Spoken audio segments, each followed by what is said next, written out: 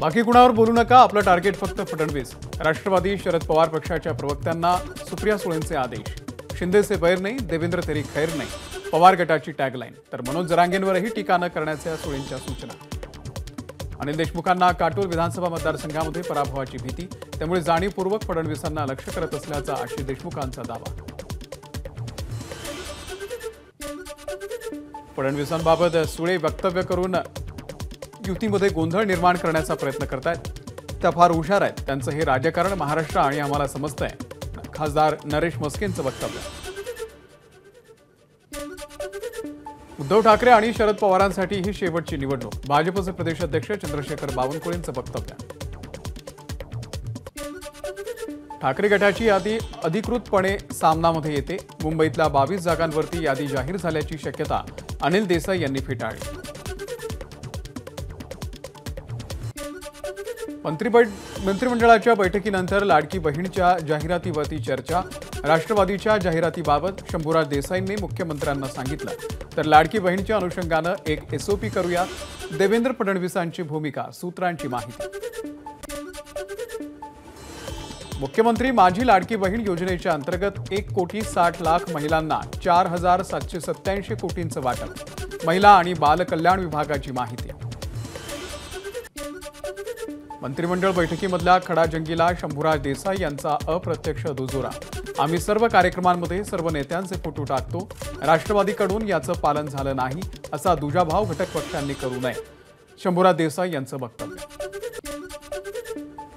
रामदास कदमांचा मुलगा आमदार योगेश कदम यांना करावा लागणार भाऊबंदकीचा सामना। दापोली विधानसभा मतदारसंघामध्ये आमदार योगेश कदम यांच्यासमोर नवं आव्हान। चुलत भाऊ अनिकेत कदम करणार विरोधात प्रचार।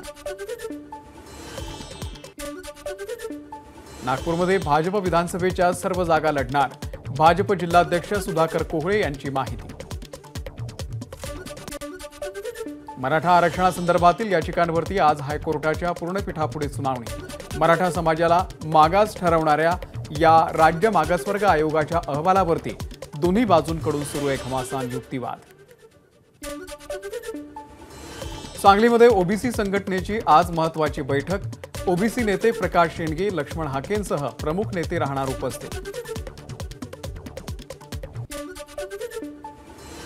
जयदीप आपटेच्या बचावासाठी उभी ठाकलेली कायदे पंडितांची फौज पूर्णपणे भाजपशी संबंधित। संजय राऊतांची भाजपवरती पुन्हा एकदा बोचरी टीका।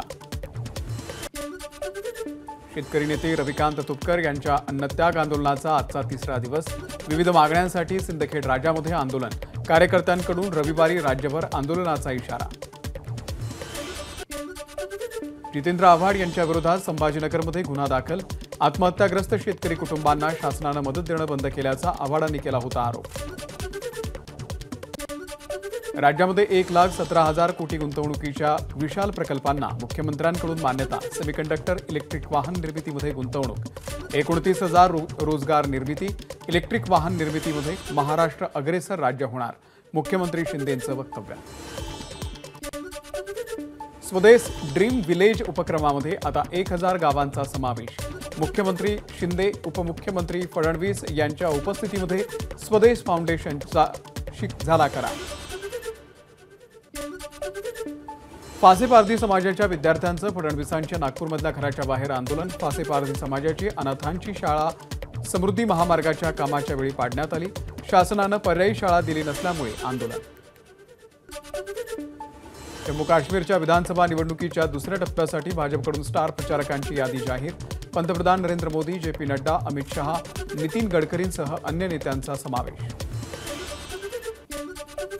केंद्रीय गृहमंत्री अमित शहा 2 दिवसांच्या मुंबई दौऱ्यावरती येत असल्याची सूत्रांची माहिती। अमित शहा रविवारी रात्री मुंबईत येणार, सोमवारी लालबागच्या राजाचं दर्शन घेणार आणि त्यानंतर विधानसभा निवडणुकीच्या तयारीचा आढावा घेणार।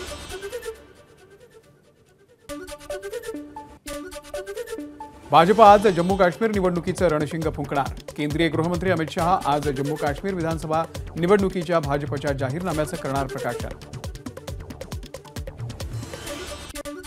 पश्चिम बंगालमध्ये ममता सरकारचे बलात्काराच्या विरोधी विधेयक अडकलं। राज्यपालांनी सध्या अपराजिता विधेयकावरती घातली बंदी। बंगाल सरकारकडून अहवाल मागवत फटकारलं। एबीपी माझा, उघडा डोळे बघा नीट.